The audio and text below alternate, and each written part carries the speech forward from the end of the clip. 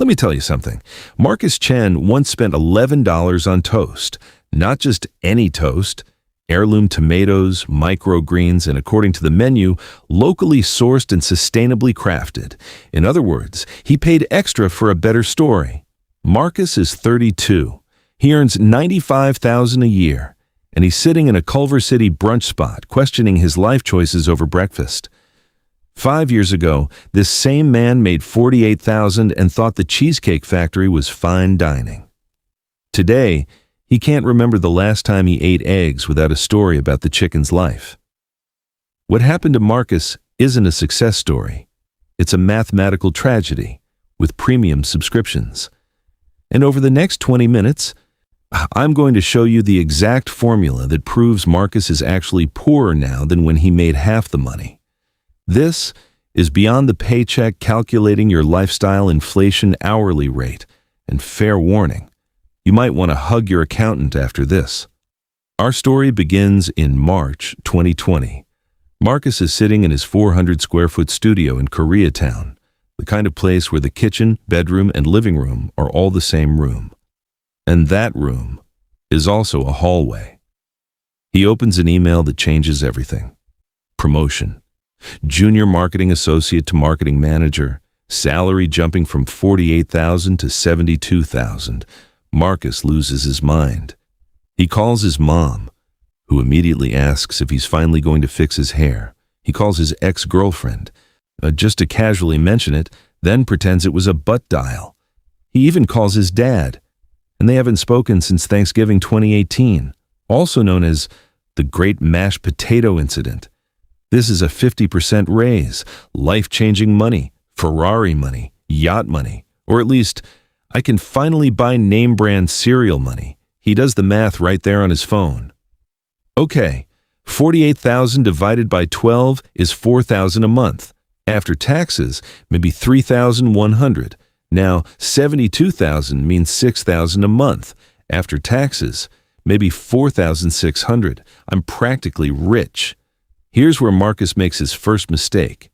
He's calculating gross income, while completely ignoring what's called marginal tax rate, which is just the government's way of reminding you. They were excited about your raise before you were. Marcus lives in California, where the unofficial motto is, "We have beaches, and you have taxes."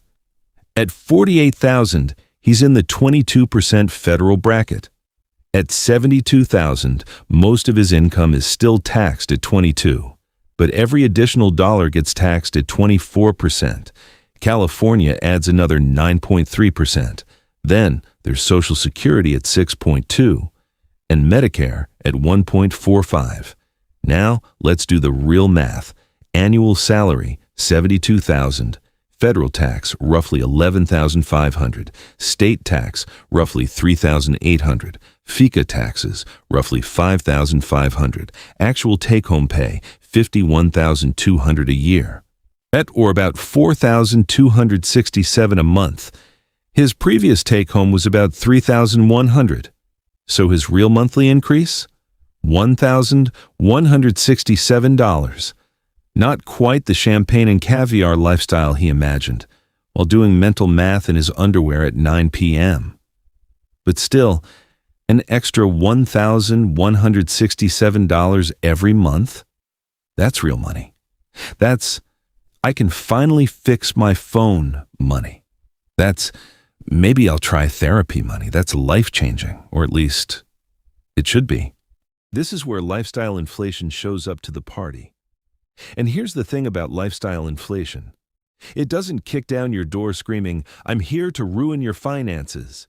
It shows up dressed nice, brings wine, and whispers seductive financial advice in your ear. Marcus is sitting across from a real estate agent named Brittany, who has perfectly straightened hair and the kind of smile that says, "I made 6 figures last year showing people apartments they can't afford. I was paying $1,400 for a studio in Koreatown," Marcus says, "but now I can afford something nicer, right? Maybe with a bedroom that's not also my kitchen?" "Absolutely," Brittany says, her eyes lighting up like a slot machine hitting jackpot. "With your income, you can qualify for up to $2,500 a month. There's a beautiful one-bedroom in Culver City with a balcony. A balcony, Marcus interrupts, as if she just said helipad. And there it is, the 30% housing rule. This financial principle says you should spend no more than 30% of your gross income on housing. For Marcus at $72,000, that's $1,800. Sounds reasonable, right? Except this rule has a dirty little secret. It's based on your gross income, not your take-home pay. It's like budgeting for a vacation based on your salary before remembering you have bills. So that $1,800 rent divided by his actual take-home of $4,267, that's 42% of his real paycheck going to housing. But Marcus doesn't do this math. Marcus is too busy imagining himself on that balcony, drinking coffee at sunrise like he's in a commercial for antidepressants. He signs the lease. Rent goes from $1,400 to $2,500. That's a $1,100 monthly increase, eating up almost all his raise right there. But in Marcus's mind, this is fine. This is an investment in his happiness. This is adulting. But wait, there's a plot twist. Because Marcus can't have a nice apartment with his old furniture. That IKEA coffee table is held together with hope, and one screw, he's pretty sure, isn't even the right size. That couch has a stain from 2017 that he's named Gerald. So he goes shopping with the confidence of a man who just got a raise and the financial literacy of a golden retriever. New couch, $1,800 on a 12-month payment plan, $150 a month. It's an investment, Marcus tells himself, as if couches appreciate in value. A new bed frame, because sleeping on a mattress on the floor is college behavior. $600, another $50 a month. Curtains that make the place feel grown up. $300. They're from West Elm. Marcus doesn't know what West Elm is, but the sales lady said it with such confidence that he was afraid to ask. Kitchen supplies, because I'm going to cook now. $400. This includes a Le Creuset Dutch oven that costs more than his first laptop. He will use it twice before it becomes a very attractive storage container for takeout menus. Within 3 months, Marcus has added $200 a month in furniture payments. But we're not done with this financial self-sabotage speedrun. See, Culver City to downtown LA isn't exactly a casual stroll. His commute just went from a 15-minute drive to 45 minutes of questioning his life choices in bumper-to-bumper traffic while listening to podcasts about productivity. Gas increase, $80 a month parking downtown, $200 a month, because street parking in LA is essentially a full-contact sport. Car maintenance, $50 a month more, because more miles means more oil changes and more opportunities for his 2012 Honda Civic to make sounds it definitely didn't make when it left the factory. Let's add this up. Rent increase, $1,100. Furniture payments, $200. Transportation costs, $330. Total new monthly expenses, $1,630. Remember that $1,167 raise. Marcus was planning to use for building wealth and finally starting that emergency fund. He's already spending $1,630 of it. Yet he's now $463 in the hole every month compared to his old lifestyle. But here's the wild part. Marcus doesn't feel poorer. You know why? Because credit cards are the financial equivalent of, I'll deal with it later, in physical form. That $463 monthly gap, it's going on the Visa. And at 19.99% APR, it's growing faster than Marcus's collection of I should cancel that streaming services. Fast forward to 2023. 3 years of Marcus living slightly beyond his means, carrying a credit card balance that he's nicknamed The Situation, and telling himself, I'll pay it off when I get my bonus, like it's a mantra. Then, lightning strikes twice. Another promotion. Senior Marketing Manager. Salary, $95,000. Marcus is at a happy hour with his coworkers, feeling like he just won the financial lottery while simultaneously forgetting that the actual lottery would have been better because lottery winnings aren't taxed as income. Wait, no, they are. Everything's taxed. Welcome to adulthood. Drinks are on me tonight, Marcus announces. Damn, big raise, his friend Kevin asks. $23,000 raise, my friend. I'm basically a millionaire now. Kevin, who works in accounting, winces, but says nothing. Except it's not really 23,000, is it? Let's run those numbers again through our old friend, the marginal tax rate, who's basically that friend who shows up to every party uninvited. Annual salary, $95,000. Federal tax, roughly $16,000, because now he's hitting those "you're doing well but not private jet well" brackets. State tax, roughly $5,800, California's way of saying thank you for your service. FICA, roughly $7,100. Take-home pay, $66,100 a year, or $5,508 a month. So Marcus went from $4,267 to $5,508 take-home, a $1,241 monthly increase. And what does Marcus do with this windfall? Does he pay off that credit card debt that's been accumulating interest like it's training for the Olympics? Not even close. He buys a car. I've been driving a 2012 Honda Civic for 10 years, Marcus tells the car salesman, whose name is probably Derek, and who definitely has that "I peak in high school" energy. I deserve something nicer. Derek nods sympathetically, like Marcus is a veteran finally coming home to the gratitude he deserves. You know what? You're right. You work hard. You deserve this. This is the exact same energy as your friend encouraging you to text your ex at 2 a.m. Technically supportive. Objectively a terrible idea. Marcus trades in his paid-off Civic, worth maybe $6,000 if Derek's feeling generous, which he's not, for a $42,000 BMW 3 Series. It's not even new. It's a 2021 with 30,000 miles. But it's got that little BMW logo, and to Marcus, that logo might as well be a PhD in success. Here's where we talk about auto loan amortization, which is just a fancy way of saying, here's how the bank makes sure you pay them as much interest as humanly possible. Down payment, $6,000 from the trade-in loan amount, $36,000. Interest rate, 6.5%, because Marcus's credit is good, but not, I pay my credit cards in full every month, good. Loan term, 72 months, 6 years of payments, which is longer than most marriages these days. Monthly payment, $590. But wait, there's more. Because fancy cars require fancy insurance. Old Civic insurance, $120 a month. New BMW insurance, $280 a month insurance increase, $160. Total new car costs, $750 a month. Now, here's where the psychology gets interesting. When you have a BMW, you start thinking differently. Marcus can't park a BMW in front of his regular apartment. That'd be like wearing a tuxedo to Denny's. Technically legal, but it feels wrong. So Marcus upgrades apartments again. He's now paying $2,400 for a 2-bedroom because I need a home office for remote work, which is hilarious because he goes into the office 4 days a week.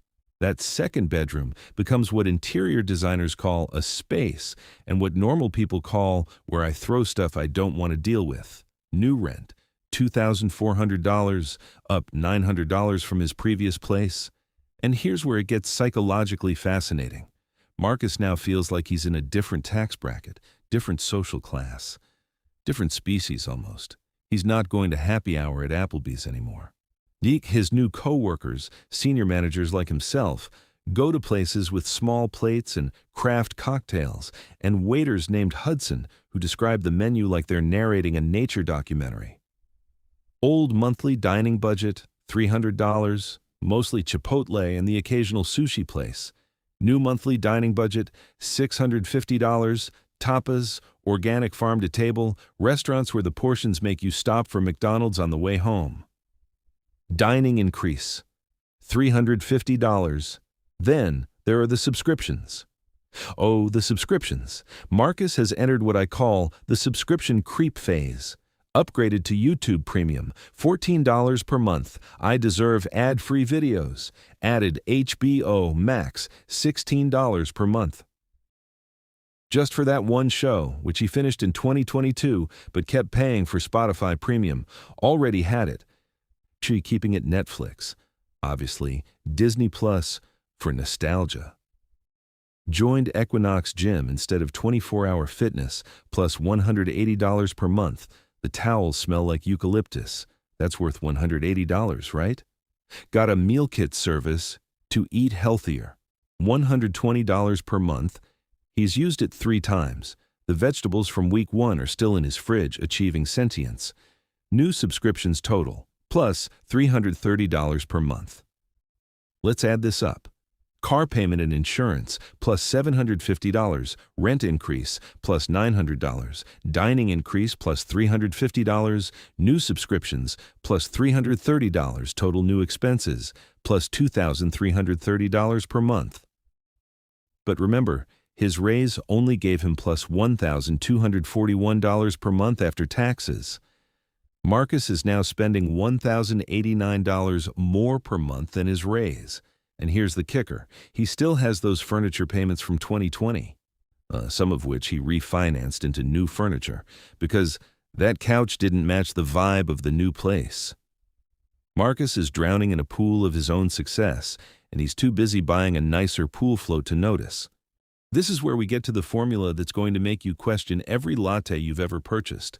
Marcus makes $95,000 a year now. Sounds impressive at dinner parties, looks good on his LinkedIn, makes his mom happy when she brags to her friends. But let's calculate his real hourly wage using principles from the book Your Money or Your Life by Joe Dominguez and Vicki Robin. The formula is simple. Real hourly wage equals net income divided by total hours invested in work. Marcus thinks he works 40 hours a week. Marcus is adorable.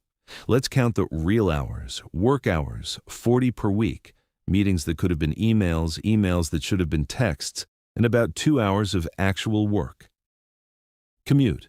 1 hour each way. 5 days a week equals 10 hours. Getting ready for work. 30 minutes each day equals 2.5 hours. Showering, ironing shirts, and staring at his closet wondering why he owns so many clothes but nothing to wear. Decompression time. 5 hours per week. Sunday scaries, Friday afternoon. I can't even. Scrolling Instagram instead of being productive. Work-related activities. 3 hours per week. Networking events, checking emails at 10 p.m., LinkedIn optimization, pretending to care about coworker birthdays. Total. Weekly hours invested, 60.5 hours. There are 52 weeks in a year, minus 2 weeks vacation, which Marcus spent checking his email 47 times. 50 weeks times 60.5 hours equals 3,025 hours per year. His take-home pay is $66,100. Real hourly wage, $66,100 divided by 3,025 hours equals $21.85 per hour. Let that sink in. Marcus makes $21.85 an hour. That's less than what some Trader Joe's employees make. That's barely more than what he made at his first job out of college when he was eating ramen by choice and necessity. But wait, it gets worse. Because we haven't accounted for work-related expenses. These are costs Marcus wouldn't have if he just stayed home in his pajamas all day like his true self desires. Work wardrobe, $1,200 per year. Dress shirts, slacks, dry cleaning, that one tie he wears to important meetings. Mandatory work lunches, $600 per year. Let's grab lunch with the boss isn't really optional. Downtown parking, $2,400 per year. Highway robbery with a parking gate. Professional development, $500 per year. LinkedIn learning subscription he used once. Are business books he didn't read. Total work expenses, $4,700 per year. Adjusted take-home, $66,100 minus $4,700 equals $61,400. Actual real hourly wage, $61,400 divided by 3,025 hours equals $20.30 per hour. Marcus is making $20.30 per hour. He could literally quit his job and become a shift manager at In-N-Out Burger and make almost the same hourly rate with free burgers and significantly less existential dread. But here's where we calculate the lifestyle inflation hourly rate, the true cost of Marcus's upgraded lifestyle. This is the number that'll make you weep into your overpriced coffee. Current monthly expenses, $5,730. Old monthly expenses, back in 2020, $2,600. Monthly lifestyle inflation, $3,130. Annual lifestyle inflation, $37,560. Now, how many hours does Marcus need to work just to pay for his upgraded lifestyle? Not his life, just the upgrade. $37,560 divided by $20.30 per hour equals 1,850 hours per year. Marcus is working 1,850 hours per year. That's over 61% of his total work hours. Just to pay for the nicer apartment, the BMW, the Equinox membership, and the restaurant meals where he pretends to know what aioli is. Let's put this in perspective. That $11 avocado toast at the beginning? $11 divided by $20.30 equals 32.5 minutes of work. Marcus spent half an hour of his life sitting in traffic, attending a meeting about meetings, responding to a Slack message that could have waited, for toast with vegetables on it. That BMW payment of $590 divided by $20.30 equals 29 hours of work. Marcus works almost an entire week every month just to make car payments on a vehicle that depreciates faster than his motivation on Monday mornings. That Equinox membership at $180? $180 divided by $20.30 equals 8.9 hours. He's working more than a full day each month for a gym he visits maybe twice a week. And one of those times is just to shower because his hot water was out. It's now January 2026. Marcus just got his annual bonus, $8,000. He's been waiting for this all year. This is his chance to finally get ahead, to pay off debt, to start that emergency fund his mom keeps mentioning. He checks his bank account with the excitement of a kid on Christmas morning. Credit card balance, $4,200, mostly from Christmas. Turns out buying everyone thoughtful gifts is expensive when you shop at places that gift wrap for free because they know you're overpaying. Text from his mechanic. Your BMW needs new tires, $800. Email from his dentist. You need a crown, $1,500 after insurance. Apparently grinding your teeth from financial stress damages your teeth. Who knew? $8,000 bonus minus $2,800. Taxes, because the government also gets a bonus when you get a bonus, equals $5,200. Take home minus $4,200. Credit cards, minus $800. Tires, minus $1,500. Dental equals minus $1,300. His bonus doesn't even cover his immediate obligations. He's negative $1,300. Marcus's bonus is so ineffective it needs its own bailout. How is this possible? I make $95,000 a year. This is what psychologists call the hedonic treadmill, a principle where people rapidly return to a baseline level of happiness despite major positive or negative changes. It's why lottery winners aren't happier a year later, and why Marcus makes twice what he made 5 years ago but feels more financially stressed than when he was eating bodega sandwiches for dinner. Let's look at his net worth, which is just a fancy accounting term for what you own minus what you owe. Or as I call it, the number that makes you cry at tax time. Marcus in 2020, Savings, $4,000. Retirement, 401k, $8,000. Debt, $0. That Civic was paid off, baby. Net worth, $12,000. Marcus in 2026. Savings, $1,200. One medium emergency away from zero. Retirement, $28,000. At least he's been contributing something. Credit card debt, minus $4,200. Car loan, minus $28,000. Net worth, minus $3,000. Read that again? Marcus's net worth has gone down by $15,000 despite earning $235,000 more in total income over 5 years. He's made $250,000 and somehow ended up $15,000 poorer. That's like winning the lottery and somehow owing money to the gas station where you bought the ticket. But here's the really messed up part.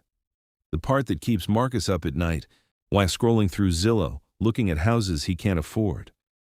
There's a director position opening up, $125,000 salary. Marcus can't afford to not get promoted now, because if his income stays flat, he drowns. He's created what financial advisors call an income dependency trap. It's like quicksand, except the quicksand is expensive and has a monthly payment. His lifestyle is so inflated that any disruption to his income becomes catastrophic. Marcus can't afford to. Take a sabbatical to figure out what he actually wants. Start that business idea he's been talking about since 2019. Negotiate from a position of strength. He needs this job more than it needs him. Get laid off. His emergency fund is one car repair away from being a checking account. Take a lower-paying job he'd actually enjoy. Tell his boss no to anything ever. His $95,000 salary has made him less free than when he made $48,000. Back then he could have quit and been fine for a few months. Now he's 3 paychecks away from having to explain to his parents why he's moving back home at 32. Let me show you what could have happened. Let's call him Alternative Marcus, or Marcus Prime, or the Marcus who read a personal finance book. Alternative Marcus gets the same promotions, on same salary increases, same opportunities. But he does something radical. He keeps his expenses at roughly the same level with modest intentional upgrades. When salary went from $48,000 to $72,000, increased rent by $200 to get a nicer studio to $1,600, still in Koreatown, but now the fridge closes properly. Put $800 per month into his 401k, saved $167 per month for emergencies, boring but effective. Kept driving the Civic because it worked fine. When salary went from $72,000 to $95,000, kept the same apartment. It's not bad. It's just not Instagrammable. Bought a reliable $18,000 used Toyota instead of a BMW. Paid in cash. Wild concept. Maxed out 401k contributions, $1,625 per month. Opened a brokerage account, $400 per month. Upgraded some quality of life things, but not everything. Alternative Marcus 2026. Net worth, emergency savings, $32,000, enough to sleep at night. Retirement account, $94,000. Compound interest is magic. Brokerage account, $28,000, investing the difference. Car value, $15,000, paid off, reliable. Debt, $0, zero, zilch, nada. Net worth, $169,000. Same person, same income, same job, same opportunities. $172,000 difference in net worth. One, Marcus has a BMW and a balcony. The other, Marcus has financial freedom and the ability to tell his boss to shove it if he wants to. I'll let you decide which one won. So Marcus is sitting here, looking at $11 toast, earning $20.30 per hour after we adjust for reality, with negative net worth, one unexpected expense away from financial chaos, working 1,850 hours a year just to maintain a lifestyle he doesn't even enjoy half the time. The waiter comes over. Have you decided? Marcus looks at the menu, looks at his phone where his banking app is still open, looks at the toast description again. artisanal sourdough, heirloom tomatoes, microgreens, organic avocado, locally sourced. Actually, do you guys have regular toast? The waiter blinks. Like white bread toast? Yeah, just regular toast. And coffee. Black coffee. Sure thing, man. That'll be $3.50 total. There's hope for him yet. Calculate your own lifestyle inflation hourly rate. And count every hour you give to work, including commute, prep time, decompression, all of it. Subtract every expense you wouldn't have if you didn't work. Wardrobe, parking, those lunches you expense but still pay for somehow. Divide your real take-home by your real hours. Then ask yourself, is that BMW worth 1,450 hours of your actual life? Is that apartment worth 580 hours? Is that toast worth 32 minutes? Because money is replaceable. Those hours, they're gone forever. And no amount of microgreens can change that.